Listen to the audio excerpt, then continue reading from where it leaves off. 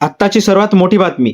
जर तुमच्या खात्यात नोव्हेंबर आणि डिसेंबरचा लाडकी बहीण योजनेचा हप्ता आलेला नसेल आणि तुम्हाला वाटत असेल की आपण अपात्र तर झालो नाहीत ना, आपलं यादीतून नाव तर कट झालं नाही ना, तर हा व्हिडिओ शेवटपर्यंत नक्की पहा. कारण आज मी खरं कारण काय आहे, कोण अपात्र आहे आणि कोण नाही, हप्ता पुन्हा मिळणार की नाही, हे सगळं सरळ आणि सोप्या भाषेत समजावून सांगणार आहे. नमस्कार माझ्या लाडक्या बहिणींनो, तुमची बातमी अक्षय या युट्यूब चॅनलमध्ये तुमचं मनापासून स्वागत आहे. सध्या नेमका काय प्रॉब्लेम आहे ते जाणून घेऊया. माझ्या लाडक्या बहिणींनो, आज महाराष्ट्रात हजारो लाडक्या बहिणींच्या खात्यात नोव्हेंबर आणि डिसेंबरचा हप्ता आलेला नाही.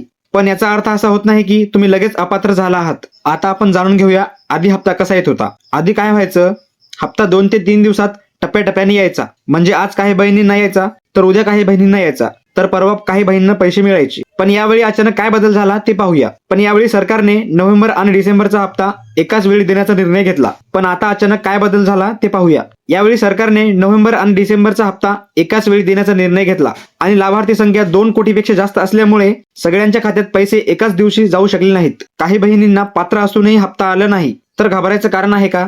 जर तुमचं डीबीटी ऍक्टिव्ह असेल, केवायसी पूर्ण असेल, ऑक्टोबर पर्यंत हप्ता मिळत असेल, तर घाबरायची अजिबात गरज नाही. तुम्ही अपात्र नाही.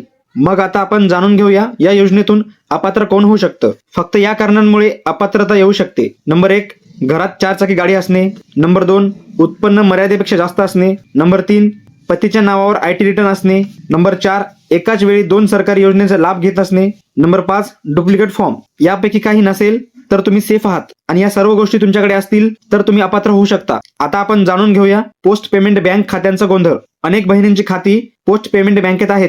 तिथे डीबीटी किंवा आधार लिंक आपोआप बंद झाली आहे. पैसे पाठवले जातात पण डीबीटी बंद असल्यामुळे पैसे परत जातात. हा टेक्निकल प्रॉब्लेम आहे, अपात्रता नाही. आता या सर्व गोष्टींवर सरकार काय म्हणतं ते पाहूया. मुख्यमंत्री देवेंद्र फडणवीस यांनी स्पष्ट सांगितलं आहे की पात्र असून हप्ता न मिळालेल्या बहिणींना तो हप्ता पुन्हा दिला जाईल. आतापर्यंत कोणतीही अपात्र यादी, कोणतीही सरकारी नोटीस जाहीर झालेली नाही, त्यामुळे घाबरायची काही कारण नाही. आता आपण जाणून घेऊया केवायसी बद्दल थोडक्यात माहिती.